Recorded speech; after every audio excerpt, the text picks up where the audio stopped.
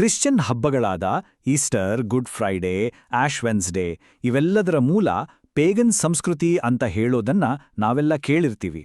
ಆದರೆ ಇದರಲ್ಲಿ ಸತ್ಯ ಎಷ್ಟು? ಐತಿಹಾಸಿಕ ಆಧಾರಗಳೇನು? ಬನ್ನಿ ಇವತ್ತು ಈ ಜನಪ್ರಿಯ ವಾದಗಳ ಆಳಕ್ಕೆ ಇಳಿದು ಸತ್ಯವನ್ನ ಶೋಧಿಸೋಣ. ನೀವು ಇಂಟರ್ನೆಟ್ಟಲ್ಲಿ ಈ ಥರದ ಮೀಮ್ಸು ಮತ್ತೆ ಆರ್ಟಿಕಲ್ಸು ನೋಡಿರ್ಬೋದು.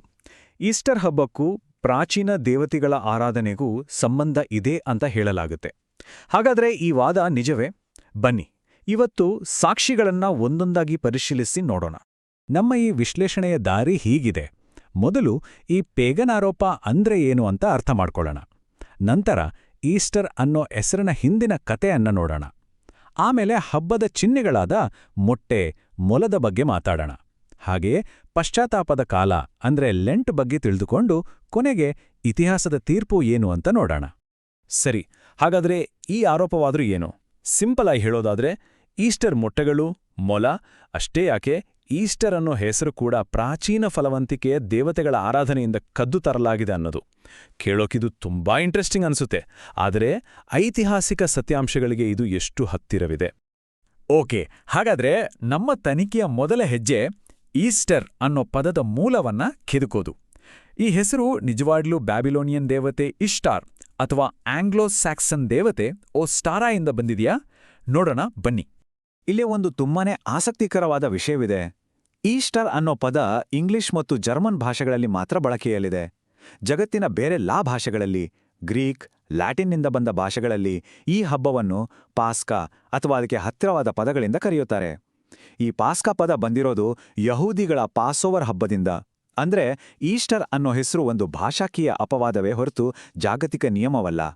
ಈಸ್ಟರ್ ಕೇಳೋಕೆ ಒಂದೇ ಥರ ಇದೆ ಅಲ್ವಾ?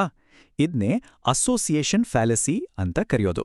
ಅಂದ್ರೆ ಎರಡು ಪದಗಳು ಒಂದೇ ರೀತಿ ಸೌಂಡ್ ಆಗುತ್ತೆ ಅನ್ನೋ ಕಾರಣಕ್ಕೆ ಅವೆರಡಕ್ಕೂ ಸಂಬಂಧ ಕಲ್ಪಿಸೋದು. ಇದು ಒಂದು ತಾರ್ಕಿಕ ದೋಷ. ಉದಾಹರಣೆಗೆ ಫಿಲ್ಮ್ ಸ್ಟಾರ್ ಸ್ಟೀವನ್ ಸೀಗಲ್ಗೂ ಸಮುದ್ರ ತೀರದ ಸೀಗಲ ಹಕ್ಕಿಗೂ ಏನಾದ್ರೂ ಸಂಬಂಧ ಇದೆಯಾ? ಖಂಡಿತ ಇಲ್ಲ. ಈಸ್ಟರ್ ಮತ್ತು ಈಸ್ಟರ್ ಕಥೆನೂ ಅಷ್ಟೇ. ಹಾಗಾದ್ರೆ ಈಸ್ಟರ್ ಪದ ನಿಜವಾಗಿ ಎಲ್ಲಿಂದ ಬಂತು? ವಿದ್ವಾಂಸರ ಪ್ರಕಾರ, ಹಳೆಯ ಇಂಗ್ಲಿಷ್ ಕ್ಯಾಲೆಂಡರ್ ಪ್ರಕಾರ 4ನೇ ತಿಂಗಳನ್ನ ಯೋಸ್ಟರ್ ಮೊನಾತ್ ಅಂತ ಕರೀತಿದ್ರು. ಯೇಸುವಿನ ಪುನರುತ್ಥಾನವನ್ನ ಇದೇ ತಿಂಗಳಲ್ಲಿ ಆಚರಿಸ್ತಿದ್ರಿಂದ ಕ್ರಮೇಣ ಆ ತಿಂಗಳ ಹೆಸರೇ ಹಬ್ಬಕ್ಕೆ ಬಂತು. ಇದು ಅಮೆರಿಕನ್ನರು ತಮ್ಮ ಸ್ವಾತಂತ್ರ್ಯ ದಿನವನ್ನ 4th of July ಅಂತ ಕರೆಯೋ ಥರ ಅಷ್ಟೇ. ಇದರಲ್ಲಿ ಯಾವುದೇ ಪೇಗನ್ ದೇವತೆಯ ಸಂಬಂಧವೇ ಇಲ್ಲ. ಸರಿ, ಹೆಸರಿನ ಕತೆ ಮುಗೀತು. ಈಗ ಹಬ್ಬದ ಇನ್ನೆರಡು ಫೇಮಸ್ ಸಿಂಬಲ್ಸ್ ಅಂದ್ರೆ ಮೊಲ ಮತ್ತೆ ಮೊಟ್ಟೆಗಳ ಕಡೆಗೆ ಗಮನ ಹರಿಸೋಣ. ಇವುಗಳ ಮೂಲವಾದ್ರೂ ಪೇಗನ್ ಸಂಪ್ರದಾಯದಲ್ಲಿದ್ಯಾ? ಈ ಟೈಮ್ ಲೈನ್ ನಮಗೆ ಒಂದು ಸ್ಪಷ್ಟ ಚಿತ್ರಣ ಕೊಡುತ್ತೆ. ನೋಡಿ, ಯುರೋಪ್ನಲ್ಲಿ ಪೇಗನಿಸಮ್ ಅನ್ನೋದು ಬಹುತೇಕವಾಗಿ ಅವನತಿ ಹೊಂದಿದ 100 ವರ್ಷಗಳ ನಂತರವೇ ಈಸ್ಟರ್ ಮೊಟ್ಟೆ ಮತ್ತು ಮೊಲದ ಸಂಪ್ರದಾಯಗಳು ಕಾಣಿಸ್ಕೊಳ್ತವೆ. ಪೇಗನ್ ಕಾಲದಲ್ಲಿ ಇವು ಇದ್ವು ಅನ್ನೋದಕ್ಕೆ ಯಾವುದೇ ಐತಿಹಾಸಿಕ ಆಧಾರಗಳಿಲ್ಲ. ಹಾಗಾದ್ರೆ ಈಸ್ಟರ್ ಮೊಲ ಎಲ್ಲಿಂದ ಬಂತು ಕೇಳಿದ್ರೆ ಆಶ್ಚರ್ಯ ಆಗಬಹುದು. ಅದರ ಹಿಂದಿರೋ ಕಾರಣ ತುಂಬಾ ಸರಳ. ಮೊಲಗಳು ವಸಂತಕಾಲದಲ್ಲಿ ಜಾಸ್ತಿ ಕಾಣಿಸಿಕೊಳ್ಳುವ ಪ್ರಾಣಿಗಳು. 16ನೇ ಶತಮಾನದ ಜರ್ಮನ್ನರು ವಸಂತಕಾಲದಲ್ಲಿ ಬರುವ ಈಸ್ಟರ್ ಹಬ್ಬಕ್ಕೂ ಆ ಸಮಯದಲ್ಲಿ ಕಾಣುವ ಮೊಲಗಳಿಗೂ ಒಂದು ಸಹಜವಾದ ಸಂಬಂಧ ಕಲ್ಪಿಸಿದ್ರು ಅಷ್ಟೇ. ಇದರಲ್ಲಿ ಯಾವುದೇ ಪೇಗನ್ ಆರಾಧನೆಯ ಅಂಶವೇ ಇರಲಿಲ್ಲ. ಇನ್ನು ಮೊಟ್ಟೆಗಳ ವಿಷಯಕ್ಕೆ ಬರೋಣ. ಇದು ಇನ್ನೂ ಸ್ಪಷ್ಟವಾಗಿದೆ. ಇದರ ಮೂಲ ಪೂರ್ತಿಯಾಗಿ ಕ್ರಿಶ್ಚಿಯನ್ ಉಪವಾಸದ ಆಚರಣೆಯಲ್ಲೇ ಇದೆ. ಲೆಂಟ್ ಅಂತ ಕರೆಯಲಾಗುವ 40 ದಿನಗಳ ಉಪವಾಸದಲ್ಲಿ ಮೊಟ್ಟೆ ತಿನ್ನುವ ಹಾಗೆ ಇರಲಿಲ್ಲ.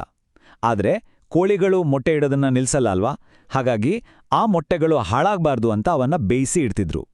ಈಸ್ಟರ್ ದಿನ ಉಪವಾಸ ಮುಗಿದಾಗ ಮನೆಯಲ್ಲಿ ಸಂಗ್ರಹವಾದ ಈ ಮೊಟ್ಟೆಗಳನ್ನೇ ಅಲಂಕಾರ ಮಾಡಿ ಸಂಭ್ರಮದಿಂದ ತಿನ್ನುತ್ತಿದ್ರು. ಇದೊಂದು ಪ್ರಾಯೋಗಿಕ ಕಾರಣವೇ ಹೊರತು ಪೇಗನ್ ಆಚರಣೆಯಲ್ಲ. ಸರಿ, ಈಗ ಈಸ್ಟರ್ಗಿಂತ ಮೊದಲು ಬರುವ ಬೂದಿ ಬುಧವಾರ ಮತ್ತು ಲೆಂಟ್ ಕಾಲದ ಬಗ್ಗೆ ನೋಡೋಣ. ಕೆಲವರು ಈ ಆಚರಣೆಗಳು ಕೂಡ ಪೇಗನ್ ಮೂಲದವು ಅಂತ ವಾದಿಸ್ತಾರೆ. ಆದರೆ ಸತ್ಯವೆಂದರೆ ಇವುಗಳ ಬೇರುಗಳು ನೇರವಾಗಿ ಬೈಬಲ್ನಲ್ಲೇ ಇವೆ. ಬೂದಿ ಬುಧವಾರ ಅಂದ್ರೆ ಲೆಂಟ್ ಕಾಲದ ಆರಂಭ. ಇದು ಈಸ್ಟರ್ಗಾಗಿ ತಯಾರಿ ಮಾಡಿಕೊಳ್ಳುವ 40 ದಿನಗಳ ಉಪವಾಸ, ಪ್ರಾರ್ಥನೆ ಮತ್ತು ಪಶ್ಚಾತ್ತಾಪದ ಸಮಯ. ಆ ದಿನ ಹಣೆಗೆ ಹಚ್ಚುವ ಬೂದಿ ಮನುಷ್ಯ ಮಣ್ಣಿನಿಂದ ಬಂದವನು ಮಣ್ಣಿಗೆ ಸೇರ್ತಾನೆ ಅನ್ನೋ ಸತ್ಯವನ್ನ ಹಾಗೂ ಪಾಪಗಳಿಗಾಗಿ ಪಶ್ಚಾತ್ತಾಪ ಪಡಬೇಕು ಅನ್ನೋದನ್ನ ನೆನಪಿಸ್ತದೆ. ಬೂದಿ ಬುಧವಾರದ ಹಿಂದಿನ ಈ ತತ್ವ ಬೈಬಲ್ನಲ್ಲೇ ಸ್ಪಷ್ಟವಾಗಿ ಕಾಣಿಸುತ್ತೆ. ಈ ವಚನ ಹೇಳುವಂತೆ ಮನುಷ್ಯ ತನ್ನ ಅಂತ್ಯದ ಬಗ್ಗೆ, ತನ್ನ ಮರ್ತ್ಯತೆಯ ಬಗ್ಗೆ ಗಂಭೀರವಾಗಿ ಯೋಚಿಸೋದು ಒಂದು ಒಳ್ಳೆಯ ಆಧ್ಯಾತ್ಮಿಕ ಅಭ್ಯಾಸ. ಸಂತೋಷದ ಕೂಟಕ್ಕಿಂತ ಜೀವನದ ಅಂತ್ಯವನ್ನು ನೆನಪಿಸುವ ಜಾಗಕ್ಕೆ ಹೋಗೋದು ಹೆಚ್ಚು ಜ್ಞಾನದಾಯಕ ಅಂತ ಬೈಬಲ್ ಹೇಳುತ್ತೆ. ಇನ್ನು ಬೂದಿಯನ್ನೇ ಯಾಕೆ ಬಳಸ್ತಾರೆ ಅಂದ್ರೆ ಅದರ ಮೂಲವು ನೇರವಾಗಿ ಬೈಬಲ್ನ ಆದಿಕಾಂಡದಲ್ಲಿದೆ. ದೇವ್ರು ಆದಾಮನಿಗೆ ನೀನು ಮಣ್ಣಿನಿಂದ ಬಂದವನು ಮತ್ತು ಮಣ್ಣಿಗೆ ಹಿಂತಿರುಗುವೆ ಅಂತ ಹೇಳ್ತಾರೆ. ಈ ಬೂದಿ ಆ ಆಳವಾದ ದೈವಶಾಸ್ತ್ರೀಯ ಸತ್ಯವನ್ನೇ ನೆನಪಿಸುತ್ತೆ. ಇದರಲ್ಲಿ ಯಾವುದೇ ಪೇಗನ್ ಅಂಶಕ್ಕೆ ಜಾಗವೇ ಇಲ್ಲ. ಆದರೆ ಒಂದು ವಿಷಯವನ್ನ ನಾವು ನೆನಪಿನಲ್ಲಿಡಬೇಕು. ಈ ಲೆಂಟ್ ಅನ್ನೋದು ಮಾನವ ನಿರ್ಮಿತ ಸಂಪ್ರದಾಯವೇ ಹೊರತು ದೇವರ ನೇರ ಆಜ್ಞೆ ಅಲ್ಲ. ಇದರಿಂದ ಆಧ್ಯಾತ್ಮಿಕ ಶಿಸ್ತು ಬೆಳಿಬೋದು ನಿಜ, ಆದರೆ ಕೆಲವೊಮ್ಮೆ ಇದು ಬರೀ ಡಯಟ್ ಮಾಡೋಕೆ ಸೀಮಿತ ಆಗ್ಬೋದು.